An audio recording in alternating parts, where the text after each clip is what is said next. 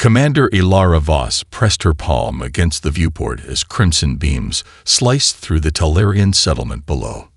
The diplomatic vessel's cloaking systems hummed around her, their protection feeling suddenly fragile as the massive Krenar warships continued their methodical destruction. "They were just farmers," whispered Nexel, her Talarian guide. His iridescent skin had dulled to ashen gray, a physical manifestation of his horror. "My sister lived in that district." Voss said nothing. What comfort could she offer? This was her first mission beyond the Sol system, meant to be a quiet observation of potential alien civilizations. Instead, she'd witnessed 3 days of systematic annihilation, punishment for the colony failing to meet resource quotas. "Commander," her pilot's voice crackled through the comm. "Krenar patrol craft are adjusting their search pattern.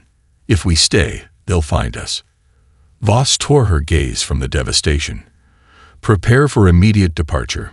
Nexel, is there anyone left we can extract?" The Talarian's four-fingered hand trembled as he consulted his datapad. "There's a research outpost in the northern forest. The Krenar haven't reached it yet. The ship skimmed just above the tree line, sensors scanning for survivors. They found 11 Talarians, scientists, a teacher, 3 children. There wasn't enough room, but Voss ordered non-essential equipment jettisoned to make space. As they broke atmosphere, alarms blared. A Krenar scout had detected their engine signature. "Evasive maneuvers," Voss ordered, strapping herself in. "Deploy countermeasures." The ship lurched as the pilot executed a series of random jumps, barely avoiding energy torpedoes that would have torn them apart. For 36 hours, they played a deadly game of hide-and-seek through an asteroid field before finally losing their pursuer. The journey back to Earth was grim. The ship wasn't designed for passengers, especially wounded ones. Despite Dr. Rivera's best efforts, the youngest Talarian child died on the 3rd day, her small body growing still in Voss's arms as she tried to comfort her. She asked if the sky on Earth was blue like in the stories. Nexel said, his voice hollow. "I told her it was the most beautiful blue in the galaxy." When they finally reached the edge of the Sol system, 5 automated defense platforms immediately locked onto their ship. Earth had maintained an isolationist policy for decades, their defensive perimeter a mystery to other species. "Earth Orbital Command to unidentified vessel. Transmit authorization codes immediately or be destroyed." Voss transmitted her credentials, adding an emergency medical request for her passengers. 3 hours later, after intense decontamination procedures, she stood before the World Security Council, still wearing her stained uniform, exhaustion etched into every line of her face. "The Krenar Imperium controls over 20,000 star systems," she reported, her voice steady despite her fatigue. "They subjugate other species through force, extracting resources and labor. Any resistance is met with extermination." Chairwoman Adeyemi, a tall woman with close-cropped silver hair, studied the holographic display showing the Talarian massacre. "And you believe they'll find Earth eventually?" "With respect, Madam Chairwoman, they already know we exist. The Talarians had data on human deep space probes. It's only a matter of time before the Krenar trace their destruction back to us." The 12 council members exchanged glances that Voss couldn't interpret. Finally, Admiral Chen stood. "Commander Voss, what you've seen is tragic, but perhaps fortunate. You've confirmed what we've suspected since we detected our first alien transmission 50 years ago." Chairwoman Adeyemi nodded. "It's time you learned why Earth has remained isolated all these years." She pressed a button on the table, and the floor beneath them began to descend. "We haven't been hiding, Commander. We've been preparing." The lunar transport glided silently through space, its windows polarized to shield against the harsh sunlight reflecting off the moon's surface. Commander Voss sat rigidly beside Admiral Chen, her mind still processing the Council's revelations. After 3 days of debriefings and medical examinations for the Talarian refugees, she had expected reassignment, not this mysterious journey to Earth's satellite. "We're approaching Tranquility Base," the pilot announced as they descended toward what appeared to be an ordinary crater. Voss frowned.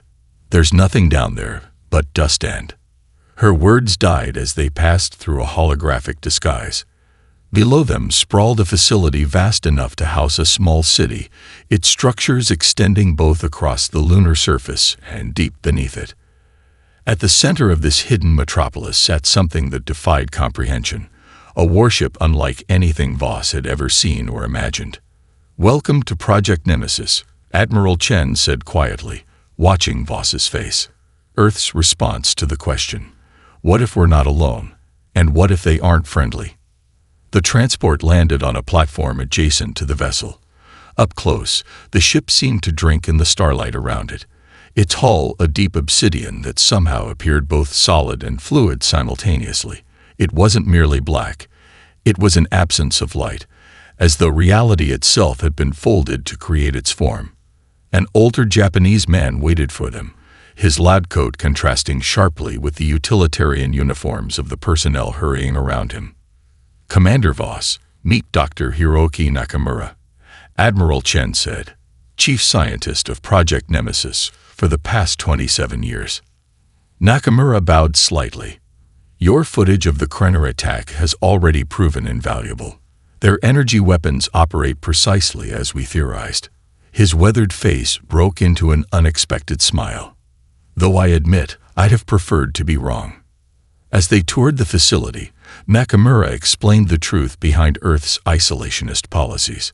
In 2072, a scout ship crashed in Antarctica. The pilot died before we could communicate, but the vessel itself was intact. We've spent 5 decades reverse engineering its technology and combining it with human innovations. "You built this from a single crashed ship?" Voss asked, incredulous. "No," Nakamura chuckled. "We built something better. The alien craft used conventional propulsion systems. Advanced, yes, but fundamentally similar to ours. We developed quantum entanglement drives that can traverse vast distances instantaneously. Their shields were impressive. Ours adapt to any attack after initial exposure. Their weapons were designed to destroy. Ours manipulate the fabric of space-time itself." They entered a massive chamber where the ship's interior was visible through a section of removed hull plating. Engineers swarmed through its exposed corridors like ants, installing components and running diagnostics. "The HSS Thunderchild," Nakamura said with undisguised pride. "Humanity's answer to the stars." Admiral Chen guided Voss to a holographic display showing the vessel's specifications. "We've been preparing for this moment since before you were born, Commander.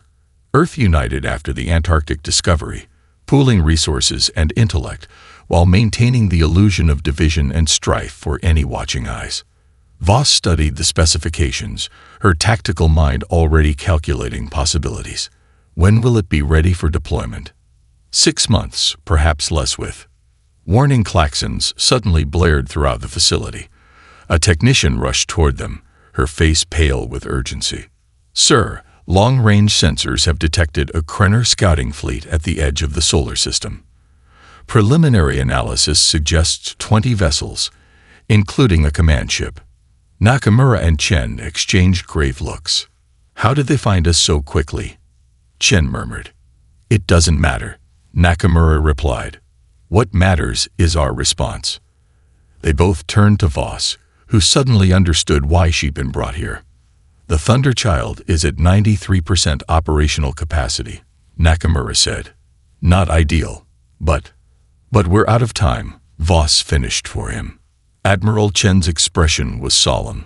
"Commander Voss, Earth needs a captain for its only warship, someone who has seen the enemy firsthand and understands what we're facing. Will you accept this command?"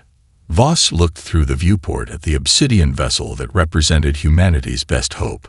She thought of the Tellurian child who had died in her arms, of the countless others who would suffer the same fate if the Krenner remained unchallenged. "I'll need a crew," she said simply. "The best we have." War Sovereign Draxus reclined in his command throne, his crimson scales gleaming under the blue light of tactical displays. Around him, Junior officers monitored sensors and weapons systems with the practiced efficiency born from centuries of conquest. The mining colony this system would become already had a designation in the Imperial database, Resource Extraction Zone 7291. Life signs, Sub-Commander. Draxus asked, examining his curved talons with affected boredom. Approximately 9 billion on the third planet, War Sovereign. Primitive technology, though more advanced than initial scans suggested. Draxus flicked his tail dismissively.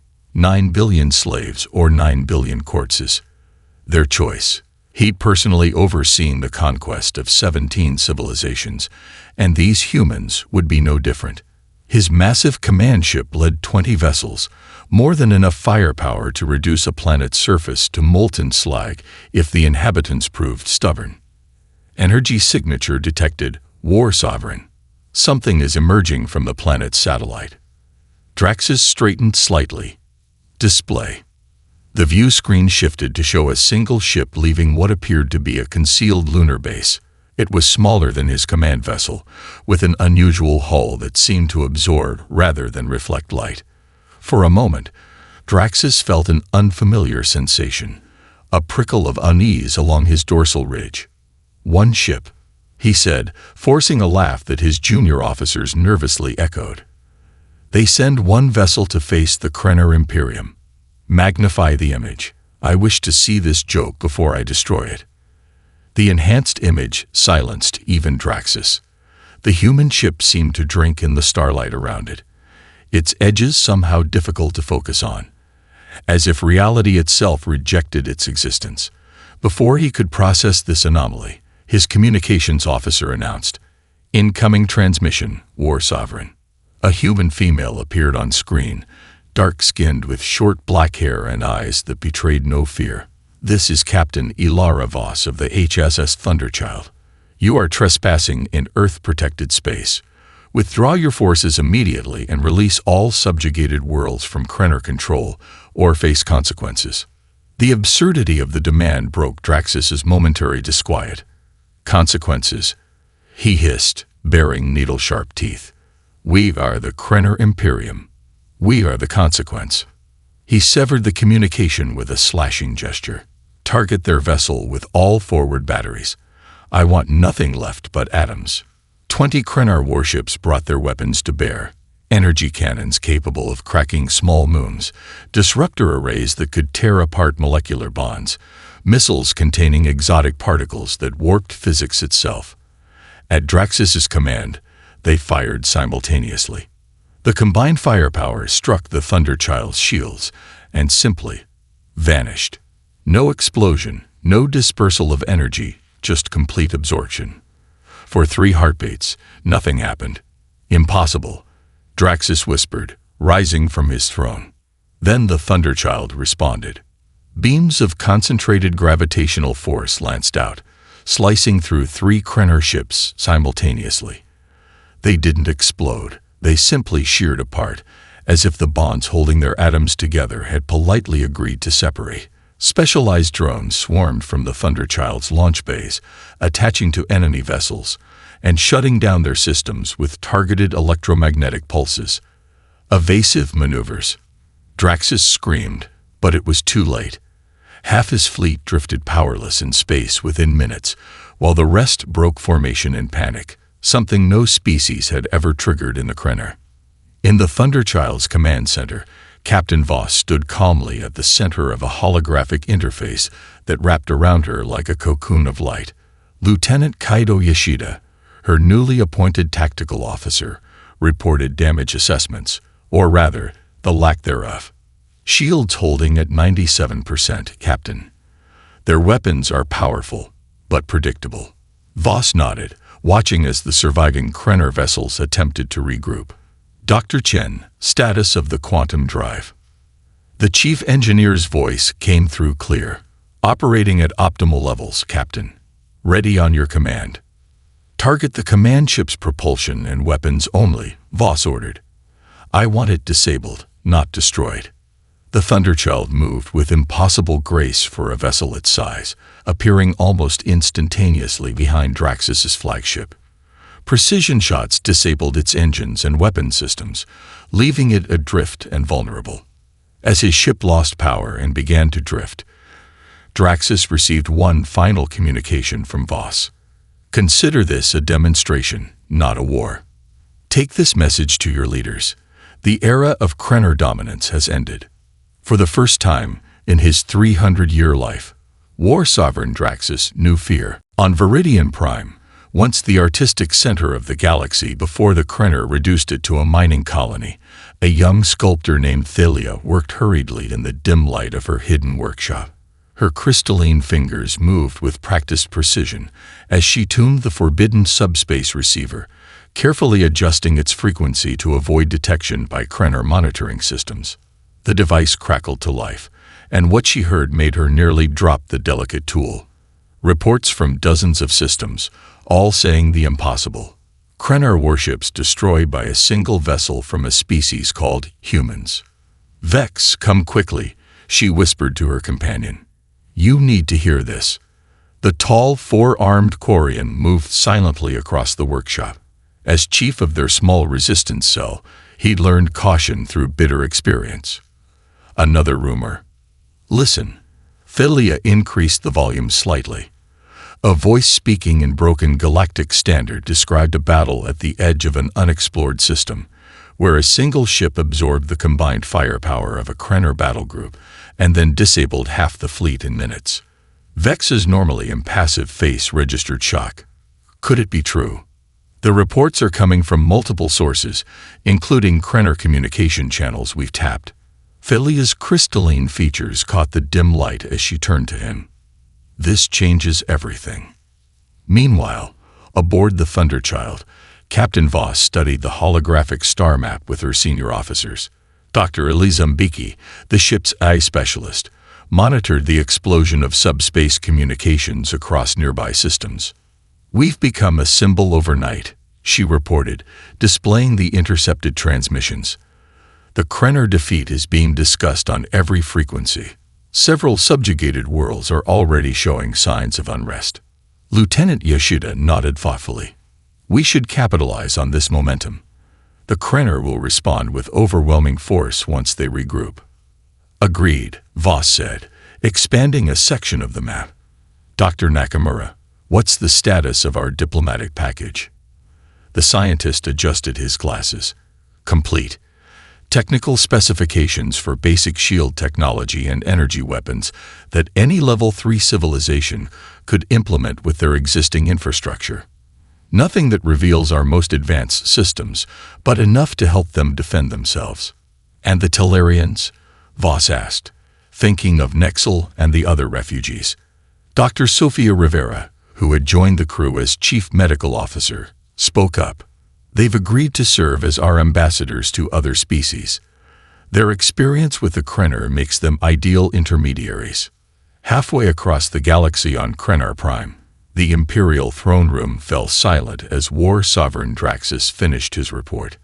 His once brilliant scales had dulled with shame, and his voice wavered slightly as he recounted the impossible defeat.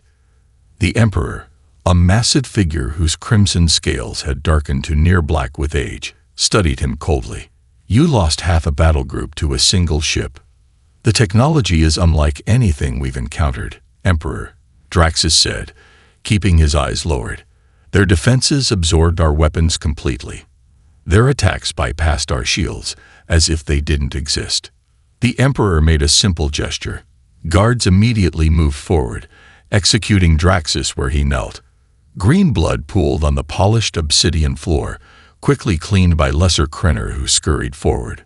From the shadows stepped Grand Admiral Zextal, his scales a deeper red than most, marked with the gold patterns of the highest military caste.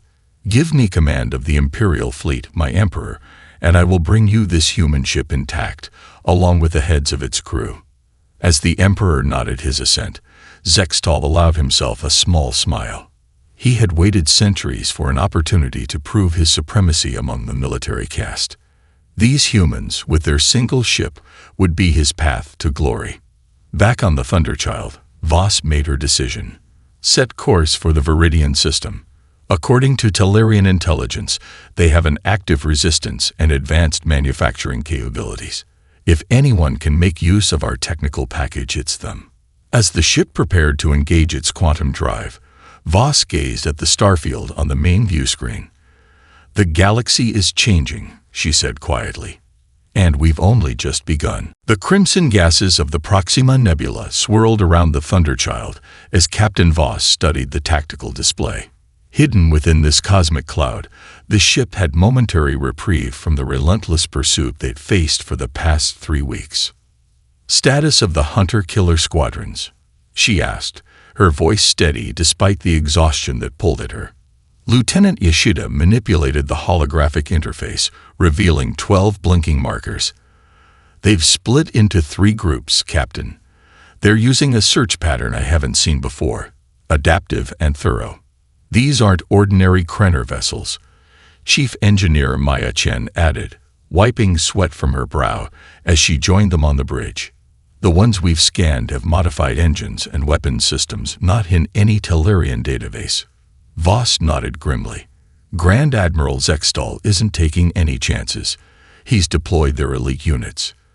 The 3 weeks since their victory at Earth had been a whirlwind of calculated strikes and diplomatic missions.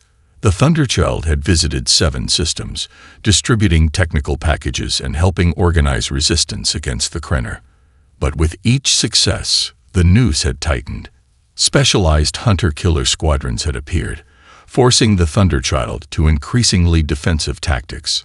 "The nebula's radiation is affecting our shield harmonics," Chen reported. "We can't stay here more than 6 hours without compromising our defensive systems." Voss made her decision. "We won't wait for them to find us. Prepare gravitational mines. We'll set the trap and choose our battlefield." The plan was elegant in its simplicity. The Thunderchild placed specialized mines throughout a particular dense region of the nebula, devices that created localized gravitational distortions. When activated, they would turn the very fabric of space against anyone caught in their field. "Enemy vessels approaching," Yoshida announced as the first hunter-killer squadron entered the nebula. "They're moving cautiously, using sensor drones." Voss watched the thermal signatures of the Krenner ships on her display. "Hold position. Let them come deeper." The minutes stretched painfully as the Krenner vessels probed the nebula. When 3 ships moved into the precise formation Yoshida had predicted, Voss gave the command. "Activate Mine Cluster 1. The effect was immediate and devastating. The gravitational distortions trapped the Krenner ships in pockets where physics itself became their enemy. Hull plates buckled under suddenly multiplied gravitational forces, engines failed as fuel couldn't reach reaction chambers, and weapon systems overloaded. "Second squadron detected," Yoshida warned. "They've changed course. They're not following the same pattern." Voss frowned. "They learned faster than expected." Evasive maneuvers, prep Mine Cluster 2. The Thunderchild glided through the nebula's crimson clouds, using the gaseous formations for cover. But the Krenner had indeed adapted quickly. As the Earth vessel emerged from a particularly dense cloud bank, a hunter-killer appeared directly in their path, firing a new weapon unlike anything they'd encountered. "Shield disruption," Chen shouted as alarms blared throughout the ship. "They'd found a harmonic resonance that's interfering with our defensive field." More Krenner ships converged, and for the first time, the Thunderchild took serious damage. A concentrated barrage struck the vessel's aft section, where the quantum drive housing was located. "Quantum drive hit," Chen reported, her hands flying over emergency controls. "Containment field destabilizing." Voss made an instant calculation. "Divert all power to conventional engines. Take us deeper into the nebula. Sector 7. "Captain," Yoshida objected, "the radiation levels there will damage both vessels." "Exactly," Voss replied, her eyes fixed on the tactical display. "But we've prepared for it. They haven't." The Thunderchild plunged into the densest part of the nebula, its specially shielded hull withstanding radiation that immediately began to affect the pursuing Krenner vessels. As their systems faltered, Voss sprung the final trap. a modified probe that catalyzed the nebula gases, creating a chain reaction that consumed 4 enemy ships in a spectacular explosion. Though victorious, the Thunderchild emerged badly damaged. With the quantum drive offline and conventional engines operating at minimal capacity, Voss faced a difficult choice. "Nearest habitable world?" she asked quietly. "Lurian's IV," Yashid replied. "A Krenner-controlled agricultural planet." Voss's expression hardened with resolve. "Set course. It seems we're about to start another revolution." The makeshift command center hummed with activity as representatives from 7 species gathered around a holographic display of Krenner supply routes. 3 weeks had passed since the Thunderchild's emergency landing on Lurian's IV, and what had begun as a desperate repair operation had evolved into something far greater. Captain Voss stood at the center of the gathering, her uniform now adorned with a crystalline emblem gifted by the Lurian Resistance, a symbol of her status as their liberator. The Thunderchild, partially repaired and enhanced with Lurian crystal technology, remained hidden in a massive underground hangar constructed by thousands of willing workers. "The Sardaxians have confirmed their commitment," announced Nexel, the Talarian who now served as Voss's diplomatic advisor. "Their shipbuilders will sabotage the next generation of Krenner dreadnoughts from within." Thalia, the Viridian sculptor whose resistance cell had been first to welcome the Thunderchild, pointed to a heavily guarded Krenner shipyard on the holographic display. "My people have infiltrated their communication networks. We can coordinate attacks across 12 systems simultaneously." The alliance that had formed around the Thunderchild's presence was unprecedented. Species that had suffered under Krenner rule for generations now found themselves working together, sharing resources and intelligence. Earth's defensive technology, distributed through the diplomatic packages, had already helped 3 worlds repel Krenner retaliation strikes. "Captain," Maya Chen approached, her expression troubled despite the progress around them. "Dr. Mbiki needs to see you immediately." In the communication center adjacent to the command room, Dr. Eliza Mbiki hunched over a terminal, her usual composed demeanor shattered. "We've intercepted communications from Krenner Prime," she said without preamble. "They're developing something called Starbreaker, a weapon capable of collapsing stars." Voss absorbed this news silently, reviewing the translated Krenner specifications on the screen. "How far along is the development?" "Based on these transmissions, they're conducting final tests. Deployment could be weeks away." Mbiki's hands trembled slightly. "Captain, this changes everything. If they can destroy entire star systems." "They're desperate," Voss said, her voice steady. "We've hurt them, and now they're showing their true nature." She returned to the command center and shared the intelligence. The assembled representatives fell silent as the implications sank in.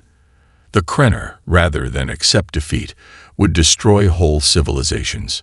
An elderly Lurian stepped forward, his vine-like appendages quivering with emotion.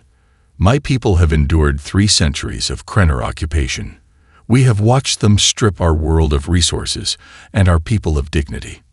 But this," he gestured at the Starbreaker schematics, "this is beyond even their usual cruelty." "We must stop it," said Thalia, her crystalline features hardening with resolve. Meanwhile, on Krenner Prime, Grand Admiral Zextal faced growing dissent within the scientific community. A respected theoretician named Tellus had publicly questioned the Starbreaker project in the Imperial Court. "This weapon violates our most sacred principle of honorable conquest," Tellus argued, his scales flaring with emotion. "We have always sought to rule worlds, not destroy them utterly." Zextal's response was swift and brutal. Tellus was branded a traitor, but escaped execution thanks to supporters within the scientific caste. As he fled the capital with a group of like-minded Krenner, Tellus made contact with an underground network opposed to Zextal's increasingly desperate tactics.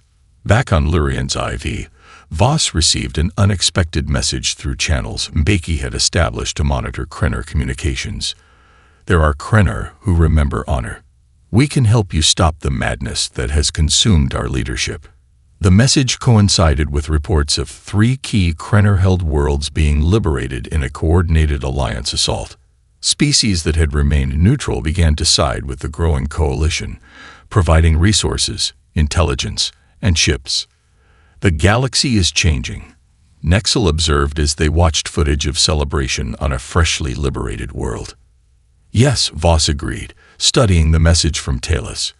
And we need every ally we can get for what comes next. Rain fell in sheets across the ruins of what was once the Eridani capital, mixing with ash to form rivers of black sludge. Captain Voss knelt beside the broken body of Lieutenant Yashida, her closest friend and most trusted officer. Around them lay the remains of their failed assault team. Humans, Talarians, Viridians, and others who had given their lives trying to prevent the deployment of the Starbreaker. They had come so close. Intelligence provided by Tellus and his faction of honorable Krenar had led them to the research facility where the superweapon was being developed. The combined fleet had fought brilliantly, creating an opening for the Thunderchild and a small strike force to penetrate the Krenar defenses. But it had been a trap. Zextal had anticipated their attack, feeding false information to Tellus.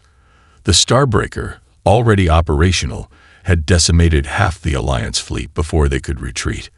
Only the Thunderchild's extraordinary capabilities had allowed Voss and a handful of survivors to escape, but the cost had been catastrophic. Captain. Dr. Rivera approached, her medical uniform stained with the varied blood colors of a dozen species. We need to go. Krenar reinforcements will be here soon. Voss gently closed Yashida's eyes before rising. Gather the survivors. The extraction point is 2 kilometers east. As they made their way through the ruined city toward the hidden Thunderchild, Voss carried the weight of her failure. The ship itself had barely survived the encounter, with multiple systems offline and hull breaches sealed with emergency force fields. Worse, communications from across the galaxy brought news of Alliance forces in retreat as word of the Starbreaker's power spread terror among previously supportive worlds. When they finally reached the temporary Alliance headquarters established in a network of caves beneath Eridani's southern continent, Voss faced a council in disarray. Representatives argued bitterly, some advocating surrender to save their people from annihilation. The Krenar will use the Starbreaker regardless, argued the Viridian delegate. They've shown what they're willing to do. Then we fight to the end, insisted a Talarian commander. Better to die on our feet than live on our knees. In her quarters aboard the damaged Thunderchild, Voss stared at Yashida's tactical badge, the last memento of her friend. I don't know if I can do this without you, she whispered. Her moment of doubt was interrupted by Dr. Nakamura, who had rarely left the engine room since the battle.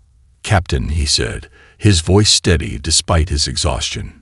During the attack, we managed to gather critical data on the Starbreaker.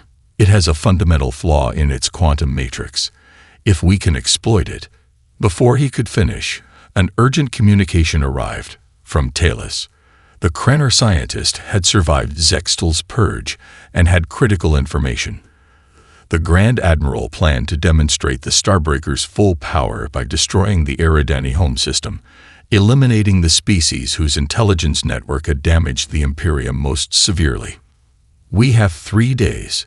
Tellus warned, his scaled face showing an emotion Voss never expected to see in a Krenar, remorse. As Voss absorbed this information, another message arrived from an unexpected source. Earth. The World Security Council had been monitoring the situation and had made a decision. They were sending everything they had, a fleet of newer ships based on the Thunderchild's technology, though none as advanced as the original. How long until they arrive? Voss asked the communications officer. 4 days at maximum speed, Captain. 1 day too late to save the Eridani homeworld. Voss looked around at her exhausted crew, at the allies who had risked everything to follow her, and at the damaged ship that had started it all. She had begun this journey as an observer, then become a captain, and now found herself the linchpin of the galaxy's last hope. We stand alone, she said quietly. But that's how we started. Tell all our forces to prepare for battle. The Eridani system will not fall. The space around the Eridani homeworld shimmered with the presence of hundreds of Krenar warships. At their center floated the Starbreaker, a construct so massive it generated its own gravitational field, its surface covered with energy emitters designed to focus power directly into a star's core, causing it to collapse. Grand Admiral Zextal stood on the command deck of his flagship, watching as the weapon began its powered-up sequence. Representatives from subjugated worlds had been brought to witness the demonstration, their expressions ranging from terror to resigned despair. "Let this be a lesson," Zextal announced, his voice transmitted across all frequencies. "This is the price of defiance." The moment was interrupted by a sensor officer. "Admiral, hyperspace signature detected." A single ship emerged from quantum space, the Thunderchild, transformed. Its hull now incorporated elements from all allied species: Lurian crystals, Viridian living metal, Eridani stealth matrices. What had been a human vessel had become something new. "One ship," Zextal laughed. "They send one ship again. They learn nothing from defeat." On the Thunderchild's bridge, Captain Voss stood calmly at the center. Her crew, though reduced in number, moved with practiced efficiency. Dr. Nakamura and Maya Chen had worked miracles, integrating technologies from a dozen worlds to give the vessel capabilities even they didn't fully understand. "All systems operational," Chen reported. "The modifications are holding." "Begin transmission to all Krenar vessels," Voss ordered. Her message was brief. "This is Captain Ilara Voss of Earth. I speak now to every Krenar with the courage to remember honor. Your leaders would destroy what they cannot rule. Join us, or be remembered as those who extinguished worlds rather than face defeat." For a moment, nothing happened. Then 3 Krenar ships broke formation, moving to position themselves between the Starbreaker and the Eridani planet. "Traitors," Zextal raged. "Destroy them all." The space around the Eridani homeworld erupted in chaos as Krenar fired upon Krenar. More ships defected, inspired by Tellus and his followers. The Thunderchild moved through the battle with impossible grace, its weapons firing with surgical precision at the Starbreaker's key systems. Zextal, seeing his control slipping away, boarded a shuttle and headed for the superweapon, determined to trigger it manually. The Thunderchild detected his movement. "He's heading for the control center," Mbiki reported. "If he reaches it." "He won't," Voss said, reaching for a tactical harness. "Prepare a boarding team." The assault on the Starbreaker was desperate and costly. Voss led a mixed team of humans and allies through corridors defended by elite Krenar guards. They fought their way to the central chamber where Zextal was already initiating the firing sequence. The final confrontation between Voss and Zextal took place amid the pulsing energies of the weapon's core. The Krenar admiral attacked with ferocity, his natural strength and speed, making him a formidable opponent. But Voss fought with the determination of someone defending not just her own people, but all people. When she finally cornered him at the main control terminal, the Grand Admiral expected death. Instead, Voss offered him surrender and the promise of fair trial.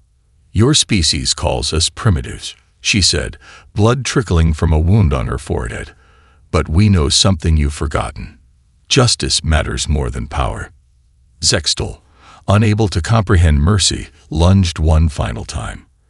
The choice Voss made in that moment, to disable rather than kill him, would be remembered long after the battle ended. With the Starbreaker secured and Krenar vessels across the galaxy standing down, a new era began. The Thunderchild returned to Earth, scared but victorious, as the vanguard of a fleet of allied ships from 24 worlds. Standing on the observation deck, watching Earth grow larger in the view screen, Voss was joined by representatives from each allied species. "What will humanity do now?" asked Philia the Viridian. Voss smiled, thinking of all the worlds she'd seen and those yet to explore. "What we've always done when reaching new frontiers," she answered. "Build something better together." Behind them, visible through the viewport, the first ships of the new Galactic Alliance fleet moved into formation, no longer afraid, no longer alone, and ready to face whatever the universe might bring.